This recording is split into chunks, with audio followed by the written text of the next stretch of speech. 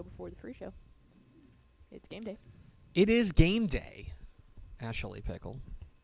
It is, in fact, game day. But I have some news. Okay. Dateline. Dateline. Far.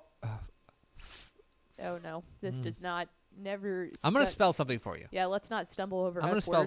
Ready. I'm going to spell something for you. It's the name of a city. Okay. It's a hyphenated name. Let me write Ready? it down. Okay. F-U. Okay. Q. U-A-Y. U-A-Y. That's the word. And then it's hyphen Varina to North Carolina. I would say Fuquay. Fuquay, Varina, North Carolina. Right? But that's a real bear trap. I was just going to say, it's probably not that. It's probably actually the other thing. But in case that it's not, then I'm just going to leave it at Fuquay. I'd rather be wrong and on the air. Yes. Than assuming that it is what it looks like. To borrow a phrase, correct. Yes. Fuquay, Varina, North Carolina. A black and white male tuxedo cat is at the center of a custody battle. Oh, no. After it turned up in a new state 10 years after going missing. Oh, wow. The cat was brought to Five Points Animal Hospital in Fuquay, Varina, North Carolina, after he was found outside a few weeks ago.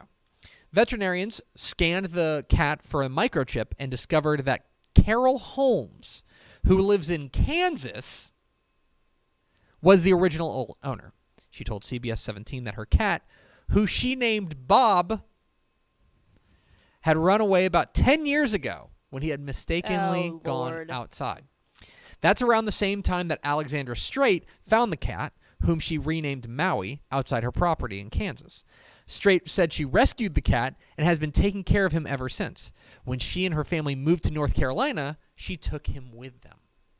But apparently, both Holmes and the Strait claimed ownership. But on Monday, the county attorney's office and Wake County Animal Center deliberated and decided the cat should be returned to Holmes. No, so that's the original 10 owner. years? The original owner. Come on. Bob the cat. No. It was Maui the cat forever. And now it's Bob the cat. No. Bob.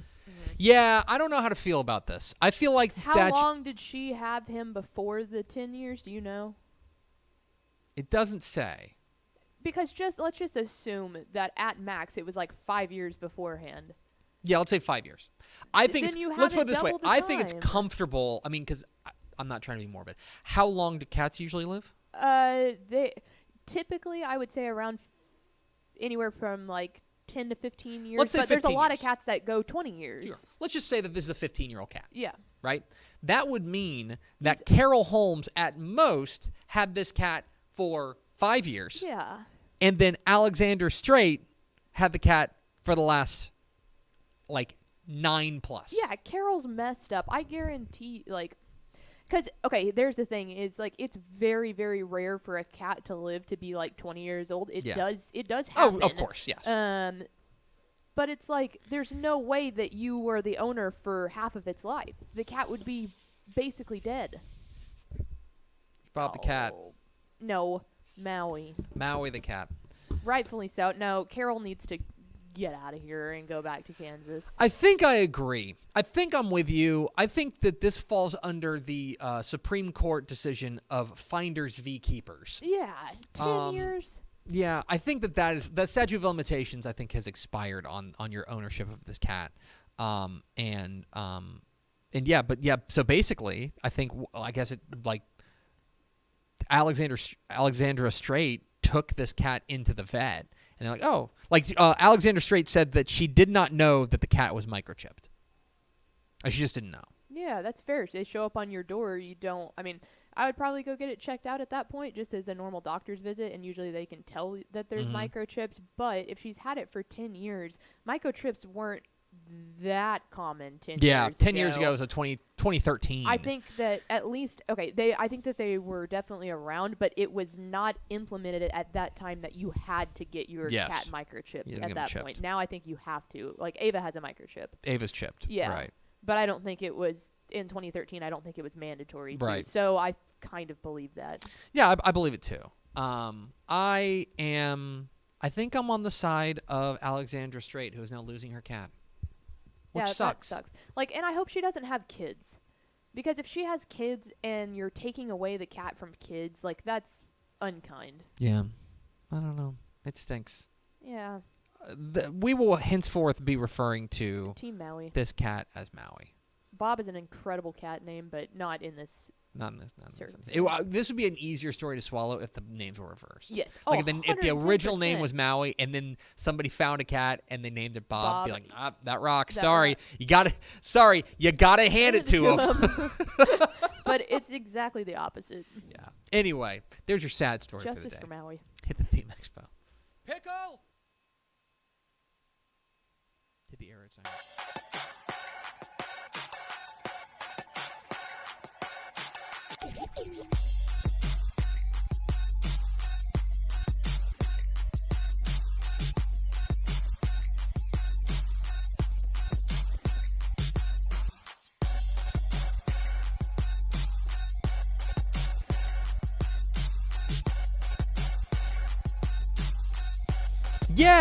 Yes, y'all. From the Dave Campbell's Texas Football Mothership here in beautiful Louisville, Texas, it is Texas Football Today, a show on the internet. My name is Greg Tepper. I'm the managing editor of Dave Campbell's Texas Football magazine, TexasFootball.com, a corresponding website. Thank you for spending part of your day with us, whether you're watching us live, TexasFootball.com, Facebook, YouTube, Twitch, Twitter, all the places, or listening to the podcast, which you can subscribe to on the podcast vendor of your choice. Either way, thank you for doing your part to support your local mediocre internet show. I am sitting over there at the helm today, making us sound good. She is the Duchess of the Dorks. She is Ashley Pickle. Hi, friends. Happy game day. You doing all right? I am. It is, in fact, game day. I want to make sure that the person that I'm not, that we haven't canceled the person I'm going to wish happy birthday.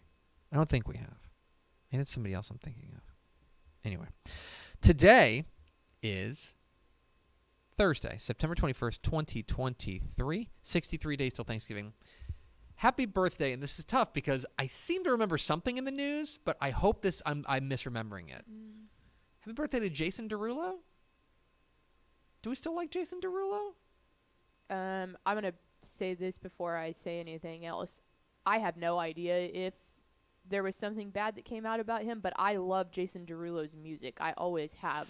Now, that might change a little bit if something has come out, but I love Jason Derulo's music. I'll tell you this. I don't think I'm not seeing anything. I don't think I'm seeing anything. I think I would have known about that. Yeah, I don't think, like, let's put it this way.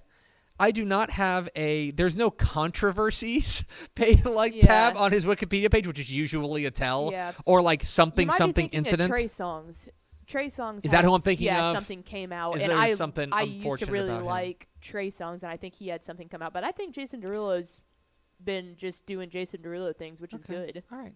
Okay, happy birthday, Jason Derulo. We're going to say it confidently, and hopefully that doesn't Don't do something to ruin it. Right. It is episode 1655. On today's show, folks, big show, big show. We are going to not countdown. We're just going to name the top 10 Texas high school football games of the week. These are not in any sort of particular order. They're just in an order of 10 great games.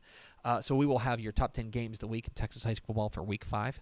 Then we're going to be joined by, spoiler alert, one of the guys coaching in one of those games. The head coach of the unbeaten state-ranked PSJA North Raiders, Coach Marcus Kauffman, will join us ahead of their massive, enormous, colossal, magnanimous, not the right word, game against Edinburgh Vela coming up here tomorrow night in Edinburgh. We'll talk with Marcus Kauffman coming up here. Then the picks, my high school football predictions for week 5 of the Texas high school football season. So a big high school football-y show for you here on a Thursday. Do we have first, fourth through the door? We sure do. Oh. Ashley Pickle is an absolute rock star. Was first through the door. Where's the water balloons guy? Next up was Big Jiggly Water Balloons. There, thank Chris O'Fire 100 and Zill 0678. You know, life hits you fast. That couldn't have gone better for me. I do not have the comments. Like, that's not I do not have the comments up. So, anyway. Life hits you fast. Yes. Thank you, whoever is first. Not a big thank you to the secondary. Thank you to all of our first, fourth through the door. I don't discriminate. All right, Pickle. Week 5 of the Texas high school football season is nigh upon us, kicking off in about 6 hours. I think there are some games that are kicking off at 6 o'clock. Yeah. So there are massive games across the state. Of course, you can tune in to Dave Campbell's Texas Football Tonight tomorrow night, 7:30 p.m. On TexanLive.com and on YouTube for whip-around coverage of the biggest games across the state. But first, Pickle, let's roll out my top 10 Texas high school football games of the week. We start in Austin, 7:30 p.m. tomorrow night at Cavalier Stadium in Austin. Live on Dave Campbell's Texan Live. It is a top 10 matchup in 6A and a rivalry matchup at that, as the number 4 Austin Westlake Chaparrals visit the number 8 Lake Travis Cavaliers, both unbeaten. A big rivalry matchup, obviously, here, potentially, depending on how and I would say likely, some seeding implications here. So keep an eye on this one. We're very interested in this one. We talked about it. We talked about it with Craig Way about how there was less buzz around this game. I do think there's going to be a defensive slugfest. I think both defenses have been really good, and it's going to be up to, I would keep an eye on the 2 running backs. Okay, Lake Travis has Van Hopping, the sophomore running back who's really stepped up, and then Westlake has Jack Kaiser, who, of course, we're big fans of. Which of the teams can establish the run is a critical matchup there, so keep an eye on that. Lake Travis, Westlake, live on Dave Campbell's Texan Live. Then let's go 7 o'clock Friday night at Indian Stadium in Port Neches, as the number 7 Port Neches Groves Indians welcome in the number 2 Fort Bend Marshall Buffaloes. Fascinating matchup here. You remember how this series played out last year, and I do mean series. These teams played twice. Fort Bend Marshall won comfortably in the first game. I want to say like 35-14. In the district play. And then PNG returned the favor 29-21 in the playoffs en route to a state championship game. Fort Bend Marshall's defense has been unbelievable to start the year, and their offense behind quarterback Caleb Wright starting to round into form. For Port Neches Groves, I think it's figuring it out, but I want they've got Isaiah Nguyen, their running back, who's been really good, but I think a lot of this game comes down to the status of Shea Adams. Shea Adams, their star quarterback. Calling him a quarterback is actually not doing him justice. He's kind of their do-it-all athlete. He left their game against West Orange Stark, not last week, which is an open date, but the week before that, with an apparent ankle injury. What is his status for this game? That's a huge game there in 9-5A Division II. Keep an eye on that one. PNG and Fort Bend Marshall. Then let's go to the big country, as in Comanche, America, as the number 1 team in 1A or 2A Division II, the Albany Lions visit the Comanche Indians, who are now recently unranked because of their loss last week to Toller. This is a really intriguing matchup, and 2 teams that we had high hopes for, had big games last week on opposite ends of it, right? Albany looked excellent in their win over Hawley last week. Chip Chambers, their quarterback, I think was really strong, and then Adam Hill is kind of their do-it-all star. Going up against Comanche, who really, the offense without Sawyer Wilkerson really struggled, only 232 yards of total offense on the night. And this is a team that is, I think we don't really know what Sawyer Wilkerson's status is, so as a result, we don't really know how this offense is going to look. As a result, now keep an eye on, reminder, Comanche is a 3A team. Albany's a 2A Division II team. So Albany is punching up significantly here. Does the depth play an issue in this one? Are they worn down after a real physical matchup with Hawley? A lot of intrigue in this one between Albany and Comanche. Let's go to the Houston area in a real low-key banger here. Yeah. They're in Montgomery as the unbeaten Richmond Randall Lions take on the unbeaten and 4th-ranked Montgomery Lake Creek Lions in what I think has the most fascinating strength-on-strength matchup of the week, which is the Montgomery Lake Creek offense, led by Tyvon Byers, who has been so stinking good for this team, taking on a Richmond Randall defense, which is giving up just 6 points a game. That is the real strength-on-strength matchup in this game. Montgomery Lake Creek's offense has been on another planet, and Richmond Randall's defense has been very good. Now, this is the big test for Randall. Randall is 4-0, and they have nothing to apologize for, but I also think that this is going to be the best team that they have played by a rather significant margin. Coming into this game, probably their best win,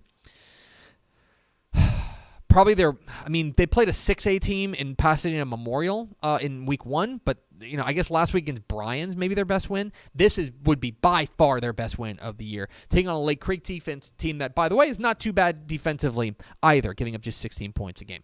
Can Randall slow down Tyvon Byers and this high-powered Lake Creek attack? That's the real question in this District 10 5A Division II opener. Then, back to the DFW Metroplex. Big showdown, District 11 6A, as the defending 6A Division II state champion, DeSoto Eagles, visit the Waxahachie Indians in a really intriguing matchup. This has, to me, the question is going to be, how focused is DeSoto? Mm-hmm. DeSoto is coming off of a really big win last week against Skyline to open district play. They've already gone through Allen and South Oak Cliff, and Waxahachie is not that. The Waxahachie's 4-0, and Waxahachie's starting to figure things out. Got a big win last week over Cedar Hill. Their defense has been rather consistently excellent, and I also think that they are starting to figure out exactly what they look like offensively. This was in week 1. We had them on Valley Sports Southwest in their game against Ennis, and offensively it just looked like a team kind of lacking an identity. I think they know their identity now, and their identity is kind of running the ball, and especially with their quarterback Ramon McKinney Jr., who's been very strong running the ball. They got a great running back as well in Tamadrick Davis Robinson. How well do these two, does DeSoto kind of match up in the run game against them? By the way, DeSoto's been nicked up a little bit in this game. They're without a key number of players. I know Tiger Ryden is still out, their star running back. I know DJ Bailey at one point suffered a small injury, but it looks like he played last week. Keep an eye on this one. DeSoto and Waxahachie, critical District 11 6A matchup. Then let's go to the Panhandle up there in the beautiful West Texas, as the unbeaten and I would say under the radar Panhandle Panthers welcome in the number 5 ranked Wellington Skyrockets in a big high-profile 2A matchup in the Panhandle. Wellington got a scare last week against Spearman. It's a weird game. Carson Tarver ended up scoring 2 touchdowns to get a 12-6 win. I think it was 13-6. Wellington's defense is very good, holding them just 153 yards. Their defense is going to have to be good going up against this Panhandle offense, which has been very good. Broxton Robinson, their quarterback, has been very good. Running back Bryson Choate. This offense is very explosive, but their defense leaves something to be desired. This is a real strength on strength and, in my opinion, question on question matchup. Wellington's defense against Panhandle's offense come for that show, but the game will probably be determined by how well the Wellington offense can get moving against a, beatable Panhandle defense. That's the real question in this one. Keep an eye on that. Number of really intriguing matchups of unbeatens, and here's another one. Up on the South Plains, in New Home, America, as the New Home Leopards welcome in the Roscoe Plowboys, who, and here's some breaking news for you, are 3-0. Yeah. The Plowboys of Roscoe are 3-0 and are coming off a really nice win over in a matchup of unbeatens when they beat Sterling City last week. Seth Wilcox, their running back, has been very strong. Ivan McCann ran for 129 yards last week.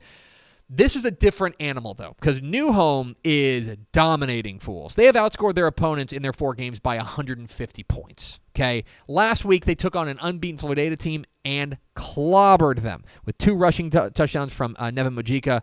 And their defense is very good, despite not having one of their best players defensively in Logan Addison. We do not know his status this week, but I do think that New Home is a legit regional contender. So that's what I think this would be a real statement win for Roscoe if they can go on the road and beat New Home. But I think New Home's got to be your favorites. Then, from the South Plains to South Texas to the Rio Grande Valley in Edinburgh, 7:30 p.m. Friday night in Edinburgh at Flores Stadium. It is a matchup of unbeatens, and it is the biggest game in the Rio Grande Valley this year, and at least till the playoffs. And I posited this to Matt Stepp. The biggest game in Edinburgh ever? Because last year it was in Farr. Yeah, that's fair. As the number 9 ranked unbeaten PSJA North Raiders take on the unbeaten Edinburgh Vela Sabercats. Vela's 4-0, survived McAllen Memorial last week. Their running back, Jamal Pauly, who is the reigning Mr. Texas Football Player of the Week. #DudesRock. This dude's awesome. Really strong. They got a big-time wide receiver in Jackson Shoup. This team has big, explosive playmakers. But if you go back to last year, PSJA North won this game against Edinburgh Vela because they leaned on them, because they're bigger than them, and they just pushed them around. And the return of Alejandro Aparicio at the quarterback spot is a game changer. This is a critical game down there for District 16 5A Division 1. This is a critical game for Region 4 of 5A Division 1. I think Corpus Christi Miller is rolling, but I think you can make an argument that the winner of this game is no worse than co-favorite to win Region 4 this year in 5A Division 1. PSJA North, Edinburgh Vela, massive game in the Valley. We're going to talk with head coach Marcus Kauffman of PSJA North coming up here in just a moment. Another matchup of unbeatens that may be flying under your radar. In Wimberley, as the number 5 Wimberley Texans welcome in a very dangerous and I would say rather surprising Lampasas squad. Live on Dave Campbell's Texan Live. How about that? Lampasas has flown under the radar a little bit, but this is a really good ball club. They were able, last week against a 5A Pflugerville Connolly team, kind of survived. Their running back, Jet Walker, great name. I was just going to say, I made his graphic earlier for show purposes, let's say.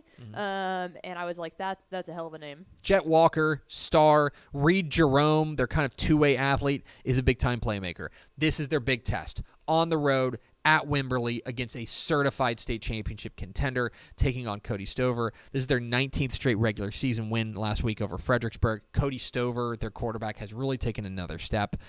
They jumped out to a huge lead before just kind of coasting to the finish line last week against Fredericksburg. This is the real moment for Lampasas. This is a make or break game. Not make or break, but like, are you a good story or are you a contender? We'll find out when they take on Wimberley on Friday night. And finally, let's go to Brownwood as the Waco Connolly Cadets visit the number 7 ranked and unbeaten Brownwood Lions. We haven't talked a ton about Brownwood, but I love their quarterback, Icall. He is a dude back there. He was out a little with injury before, but he came back last week, threw for 286 yards, 2 touchdowns, ran for 178 and a score in their win over Glen Rose, and their defense, which had been good really all year, did struggle a little bit against Glen Rose, which does appear to be figuring things out offensively. Now they're taking on Waco Connolly. Now, Waco Connolly, say what you want about them. They're coming off of a loss, a 20-point loss to China Spring, but they can score. They have got dudes. Kiefer Sibley, Kobe Black, Jamarian Vincent, they have got dudes and playmakers all over the field. The question's on the defensive side. Can they find stops against Icall and company? The real money matchup here is Brownwood's Brownwood's defense against Connolly's offense, but what's going to determine the game is Connolly when they have the ball Connolly when they don't have the ball and whether that defense can slow down Icall. It's a big game down there in Brownwood, and I do think that Brownwood is very difficult to beat at home. So keep an eye at Gordonwood Stadium. So keep an eye on that one, Brownwood and Waco Connolly. Of course, you can find coverage, whip-around coverage, and live look-ins of the biggest games across the state of Texas live for free, 7:30 p.m. to 10 p.m. Friday night on Dave Campbell's Texas Football Tonight, live Friday nights, 7:30 p.m. Texan Live, and on YouTube. So TexanLive.com and on YouTube to see that. But those are my top 10 Texas high school football games of the week. Good slate. And by the way, you guys are going to be revealing your the spotlight games for Texas Football Tonight on WTF later today, right? Correct. All right. So make sure you tune in to WTF. We're Texas Football Tonight. We're here every weekday at noon on TexasFootball.com, talking football on the Lone Star State. You can follow us on Twitter at TCTF, like us on Facebook, Facebook.com/Dave Campbells. Follow us on Instagram, Instagram.com/Dave Campbells, and of course, see us at TexasFootball.com. Coming up here in just a moment, we'll talk with the head coach of the PSJA North Raiders, Marcus Kauffman. But first, a word from these valued goods and services. Born and bred in Texas hits a little different, as it should. Texas loves doing business with fellow Texans. VCR now takes its Texas roots as seriously as its many partnerships with schools and universities around the state. It's also why we're so proud to promote our brand in the pages of the Texas Bible, Dave Campbell's Texas Football, and on the airwaves of Texas Football Today. Driven by producing quality broadcast video, state-of-the-art audio, and LED video scoreboards at affordable prices, VCR now makes sure to listen to your needs in its athletic department before recommending the next best steps. Building great products is our business, and it's our focus on building meaningful, long-term partnerships with our clients that sets us apart. From our 24/7, 365-day help desk, the training lab in our hometown of Red Oak, or our sports marketing business plan that puts money back in the hands of our athletic departments we support, VCR Now is built to last. Reach out to us today at info@vcrnow.com or by calling 855-GO-VCR-NOW. Again, that's info@vcrnow.com or by calling 855-GO-VCR-NOW.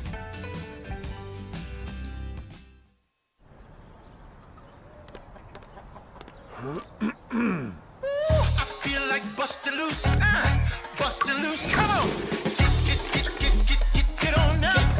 Oh yeah, get on up. Bustin' loose when you wanna sing. Bustin' loose, baby, do your thing. Talking about bustin' loose, yeah. Hi, I'm Jennifer Potter, Executive Director of Be Well Texas. Too many people are struggling alone these days, and alcohol and drug deaths are increasing. We started Be Well Texas to offer high-quality, science-based addiction treatment and recovery services anywhere, even at home. We provide compassionate, caring support virtually or in person. In many cases, there is no cost for treatment if you don't have insurance. Really. Welcome to Be Well Texas. We're glad you're here. Pickle, let's go to the hotline.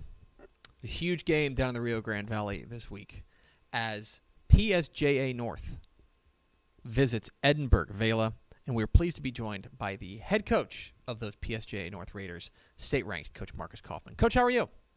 I'm doing good, sir. Doing good. How are things in beautiful Pharr, Texas? They're great. It's hot. It's still hot down here. Yeah. Summer's still going on down here. Yeah, you guys are going to have the last remnants of it. I want to ask you a little bit about the kind of the mentality within this program coming off of last year. Last year, of course, a historic run to the regional finals. You guys come up short to Corpus Christi Veterans Memorial, bring back a lot of the players from last year's team. How has the attitude or the mentality shifted within this program just over the last 18 months or so? The expectations are instead of dreams, these guys actually saw a path to get to their goals at the end there. We ended up losing a close ball game to Vets. They did a great job of handling us, but like everybody coming back, they actually see that goal that they've had since they were little kids, and they see there's an actual path to it. A lot of times you say you want to go and do great things, and you're going to meet an Austin Westlake like these guys did a couple of years ago, and think, okay, great, these guys are awesome. But we see a path to get to our goals, and they're working their butts off at it, trying to get there. You guys are 4-0. You got really impressive wins over teams like McAllen and Los Fresnos. Coming into this big game this week, have you seen from your team what you were hoping to see heading into what we knew was going to be a pretty high-profile showdown with Vela? They're playing hard and they're playing fast, and their focus level right now is at a very high level. They started out the season a little shaky. We were kind of trying to get them to focus on the job at hand, not the end spot. Focus on every single week, and right now they're doing a great job of focusing on every single week and the task at hand. They're doing good. The key, obviously, for you guys, or at least the driving force so far, has been the defense, which has been just absolutely relentless. You guys had a great defense last year. This year's defense, what have you seen from them so far that has you encouraged? They play so much quicker now because they've been in the system for so long. We've got a whole bunch of 3- and 4-year starters in there. We've got some juniors mixed in with those seniors, and they know what they're doing. They can make adjustments on the fly. It's just a knowledge, and when you know what you're doing defensively, it takes away all the second guessing, and you play a lot faster. They're not super fast guys, but they're playing real fast because they watch a lot of video, they study, and they're real good students of the game. They're doing a good job in that realm. Coach Esparza is doing a great job getting those guys taught on what we want to get them done. Talking to Marcus Kauffman, head coach of the PSJA North Raiders here on Texas Football Today. Get involved in the conversation at hashtag TF Today. Coach, we'll talk about the offense and the star power you've got on that side of the ball in a moment, but I want to talk about the most important part of your team, which is the offensive line, because those big boys up front have been so critical to your success and so important to the kind of the mentality that you guys instill. What can you tell us about this offensive line, this entire unit that makes them special? we were when Ale went down, we were worried because a part of that offensive line is Jules, our tight end, and he ended up having to go to quarterback. Did a great job. We looked at the stats this morning. We're leading our district in passing. We're like, what? Wait a minute, we don't even throw the ball.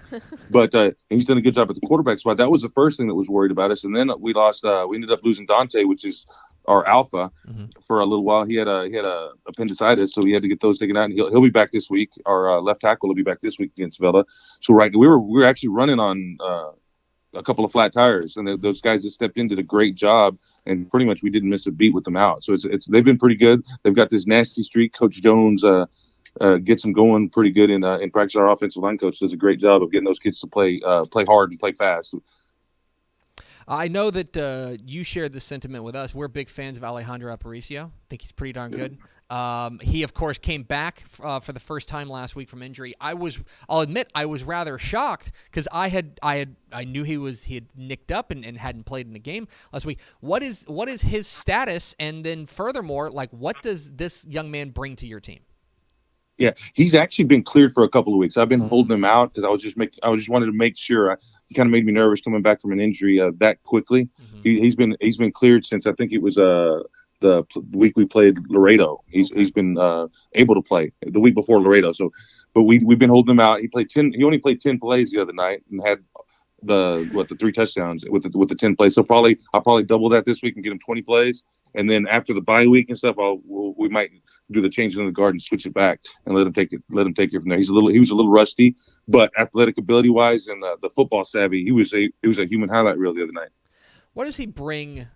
He's a guy that the stats are good, the highlights are fun, but you're the guy who's around him every day, around the program, around the locker room. What is it that makes Alejandro Aparicio so special? He's got with that it factor. He's a football player. I've known him since he was in probably 5th or 6th grade. He used to come to our camps. He's kind of got the it deal. He's got the swag, and he gets the kids an extra layer of confidence in what they're doing. We could actually the rest of them, we could mess up something here or there, and Ada's going to be there and he's going to fix it. He's going to fix it and make it right, whether or not even if we're not perfect on certain assignments. It's a fun having that eraser back there to help you out. 7:30 p.m. tomorrow night in Edinburgh at Flora Stadium. You guys are going to pay a visit to Edinburgh Vela, another undefeated team there in the Rio Grande Valley, and team with a lot of buzz in the valley. And I know you're not going to give us your entire playbook here on the air, but when you take a look at what you guys are going to be up against tomorrow night, I'm curious to see to hear what you see. They've been playing in a bunch of close ball games. I don't know if their focus is on us or whatever's going on. They've been in a bunch of games that I thought they would be blowing people out, but you see the spurts of the old Vela in those games. They played about 8 minutes of unbelievable football against McCallum Memorial last week when they were down 10 with 8 or 10 minutes left to go, and they just came in and then there's Vela. They showed up. They showed up and played, and we know they're going to show up with us. We know we're going to be in for a dogfight. It's a knockdown, drag out battle, and if you know Valley football, everything goes through the Harlingens, the San Benitos, and Vela.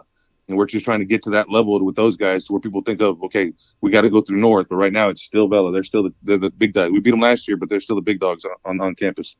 He's Marcus Kauffman, who's the head coach of the state-ranked PSJA North Raiders. Big game tomorrow night against Edinburgh Vela. Coach, we sure appreciate your time. Congratulations again on the great start, and best of luck tomorrow night. Appreciate it. Thank you. Bye. There he goes. Marcus Kauffman, head coach of the PSJA North Raiders. That's really interesting, and I'm legit finding out that information in real time about that he had been cleared, that Aparicio had been cleared, and he was kind of easing him back in. I was shocked about that because when I saw the tweet go out that Steph said it, we were sitting in the Wichita Falls press box, and I looked at Ish, and I just turned my phone, and I was like, oh my god, Steve's playing. Yeah. And I do think, you know what? I think you can hear from him the regard that he holds Edinburgh Vela of saying, like, no, it still goes through them. Like, it's Harlingen, San Benito, and Vela. Like, those are the teams to beat in the Valley. And so I think he understands what they're up against tomorrow night. It's a good Vela team. But this team is... They're cooking. Especially if Ollie has the night that he did the other night. We mentioned it on... there's star power here. Like, Aparicio... we didn't even mention, I think it's Montez, their running back. Jason Montez, the running back for Edinburgh or for PSJ North. And then, obviously, Jamal Pauly. Well, and Jackson finding out Shoup. they're getting back their entire offensive line that was out, too. Their star power in this game. we talked about it on Tep and Step on our premium podcast about this. If PSJA North goes out there and they really emphatically take this game, like if they dominate this game, I feel like that's going to have ripple effects. Yep. I feel like that's going to have people paying attention to what's going on down there. It's a huge game tomorrow night for PSJA North and Edinburgh Vale. We will have a close eye on it all weekend long. So we appreciate Coach Marcus Kauffman's time. We're Texas Football Today. We're here every weekday at noon on TexasFootball.com, talking football in the Lone Star State. You can follow us on Twitter at DCTF, like us on Facebook, Facebook.com/Dave Campbell's. Follow us on Instagram, Instagram.com/Dave Campbell's, and of course, see us at TexasFootball.com. TexasFootball.com/subscribe is where you can become Dave Campbell's Texas Football subscriber. If you just want to watch a bunch of high school football games this weekend, we got you. Texan Live. We can do that. What you get as part of our subscription to Dave Campbell's Texas Football, TexasFootball.com/subscribe. Coming up here in just a moment, the picks, my high school football predictions for Week 5 of the Texas high school football season. But first, let's hear a word from our partners. Takis is the presenting sponsor of the Dave Campbell's Texas Football Sustainability Champions Award, spotlighting influential kids looking to pursue a career focused on the social, environmental, and economic well-being of our future. Be sure to check out this week's Spotlight Game of the Week, where we'll be spotlighting 2 Sustainability Champions Award winners. Thank you to Takis for your support of the Dave Campbell's Texas Football Sustainability Champions Award. For more information, visit TexasFootball.com. Dave Campbell's Texas Football has partnered with the North Texas Honda dealers to honor community helpers from across North Texas. Texas is fortunate to have so many great individuals that give back to their community in so many different ways. Thanks to the support of the helpful North Texas Honda dealers, we have an opportunity to shine a light on a few very deserving individuals. Congratulations to this week's recipients of the Helpful Honda Community Helper Award, and thank you for being helpful in your community. For more information, visit TexasFootball.com. Pickle Week 5 of the Texas high school football season kicks off in a minute. And there are dozens and dozens of very exciting games across the state. I picked a few of them in a video we call The Picks. The weather may be cooling off finally, but the high school football action is only heating up in Week 5 of the Texas high school football season. These are the picks.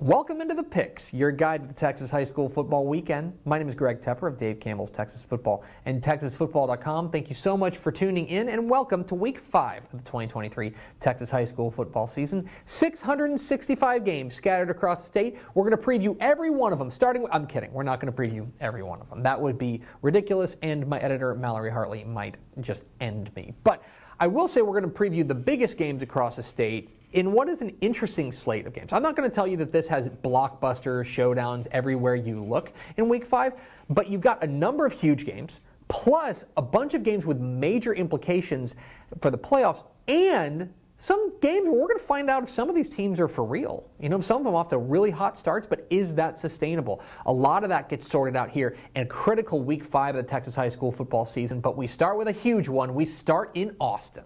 7:30 p.m. Friday night at Cavalier Stadium in Austin. It's the Battle of the Lakes, a state-ranked showdown in the capital city between 2 rivals as the Austin Westlake Chaparrals visit the Lake Travis Cavaliers. What are the keys to this matchup? Key number 1, a defensive slugfest? Really? Yes, really. Now, when you think about this game, you think about offense, and specifically you think about quarterbacks, right? Baker Mayfield's played in this game. Garrett Gilbert's played in this game. Sam Ellinger's played in this game. Kate Klubnik's played in this game. There are big-time stars on the offensive side who come through this rivalry.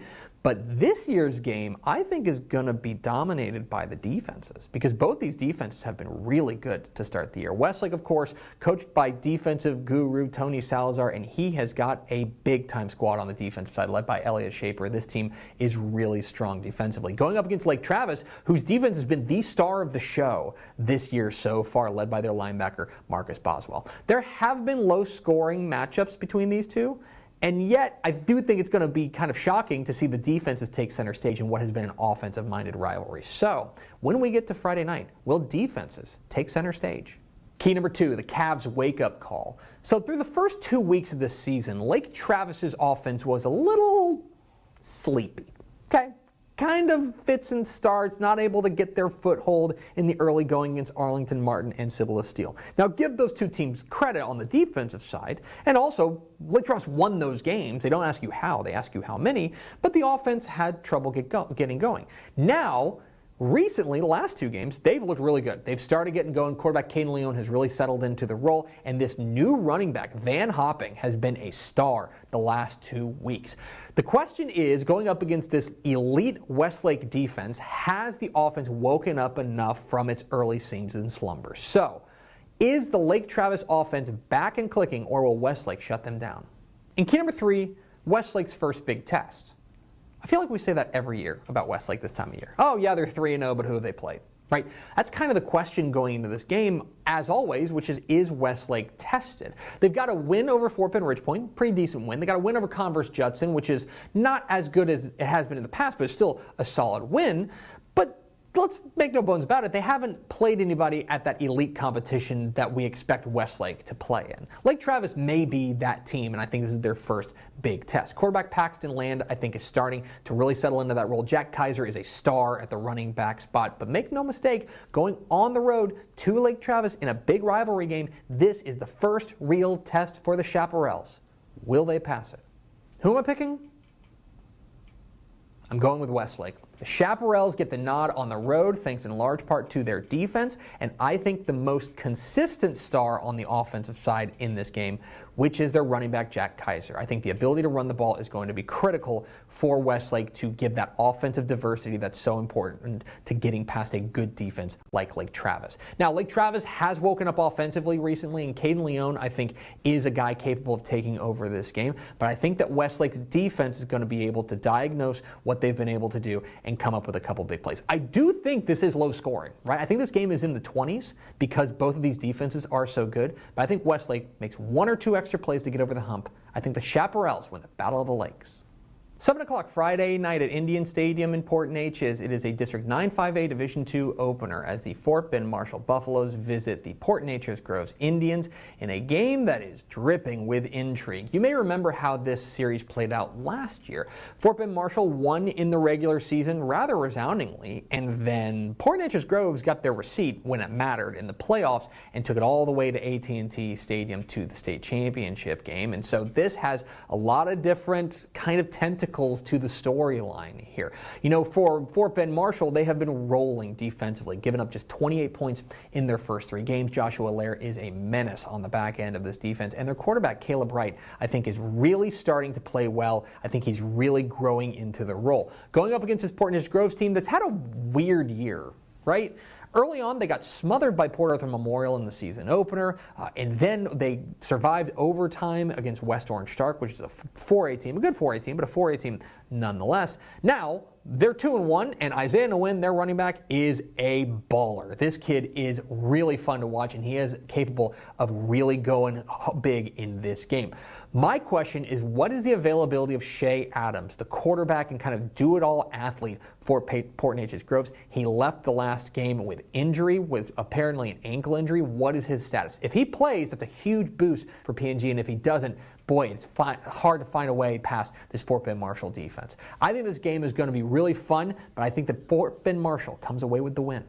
Let's go to the Valley, 7:30 p.m. Friday night at Flores Stadium in Edinburgh. It's the game of the year in the Rio Grande Valley as the PSJA North Raiders take on the Edinburgh Vale SaberCats. These are the 2 best teams in the Rio Grande Valley hard stop. They're the 2 teams most capable of making a run to the state semifinals or even the state championship game. But first, they got to go at it in this one. You may remember last year, PSJA North really leaned on Edinburgh Vale late and came away with a win. This is a good Edinburgh Vale team that is led by a superstar running back in Jamal Pauly. He is a game changer in the backfield and a guy that they're going to feed early and often. I think PSJA North is just different. Like, really and truly, the more I watch this team, the more I'm impressed with them. Their defense is smothering, and the fact that they got Alejandro Aparicio, their quarterback, back is such a game changer. We thought there was a chance he was out for the year with injury. He came back last week and came up with, I think, a rushing touchdown, a passing touchdown, and a receiving touchdown. This team is different, and they look like a team that could make some history. I think PSJA North comes away with a win. And let's talk some six-man football. 7:30 p.m. Friday night at Greyhound Field in Knox City. It is a matchup of unbeatens as the Knox City Greyhounds take on the Kroll Wildcats. And two kind of surprise unbeaten teams. It gives us an opportunity to talk about Knox City because, folks, this Greyhounds team is for real. They might have the best resume in the state, like of any team in Texas, what they've been able to do. Wins over Westbrook, over Rankin, over May, over Motley County. They have been very impressive, stacking it up. Caleb Calloway, Devin Guillory, this team is really impressive.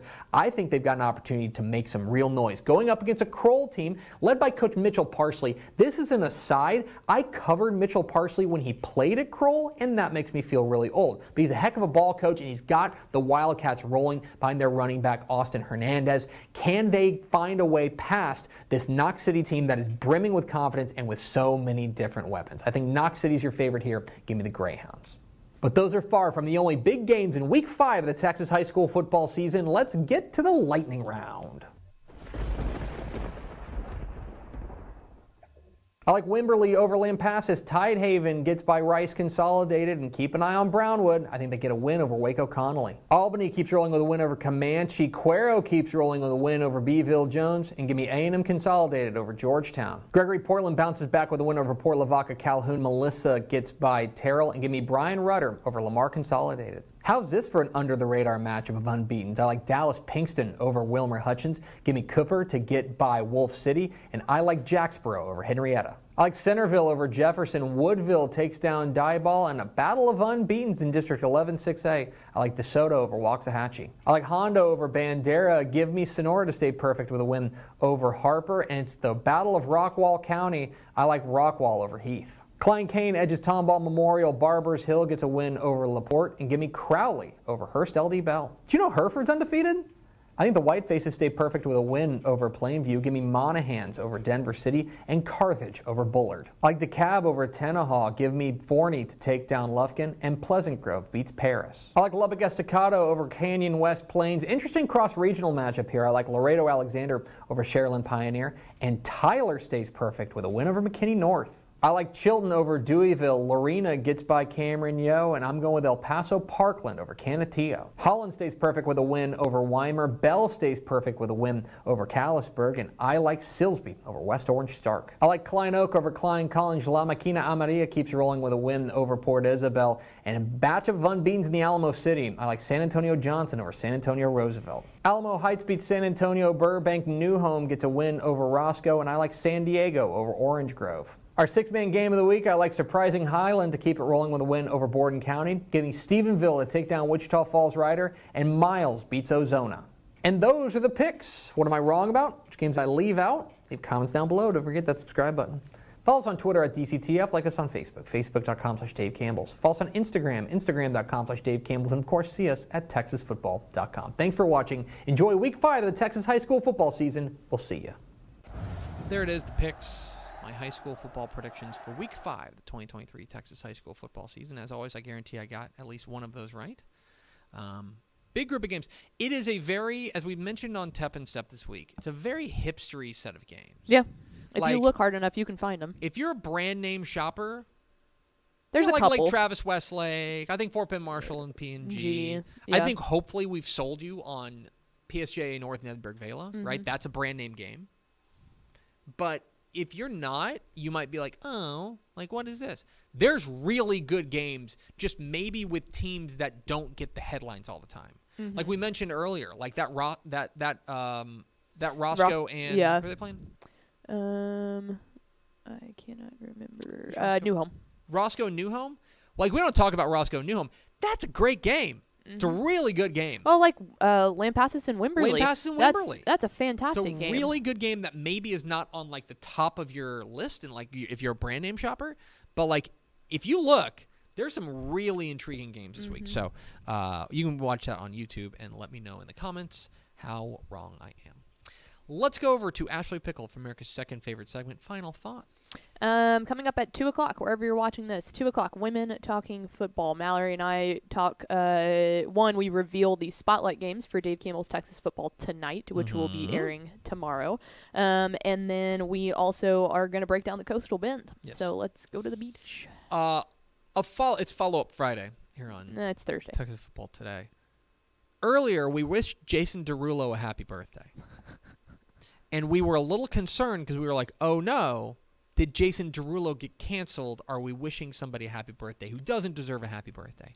I am pleased to report that Pickle and I figured out who I was thinking of. And it was not Jason and Derulo. it's not Jason Derulo. So shout out Jason Derulo. Happy birthday, Jason Derulo. I have multiple Jason Derulo CDs.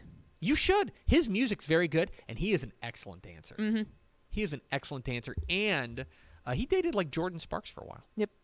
So, good for him. So that rules. Anyway, happy birthday, Jason Derulo. That's going to do it for us. Thanks for spending a little bit of your day with us. Follow us on Twitter at DCTF. Like us on Facebook, facebook.com/Dave Campbell's. Follow us on Instagram, instagram.com/Dave Campbell's. And, of course, see us at TexasFootball.com. Thanks again to Marcus Kauffman, head coach of the PSJA North Raiders, for being our guest.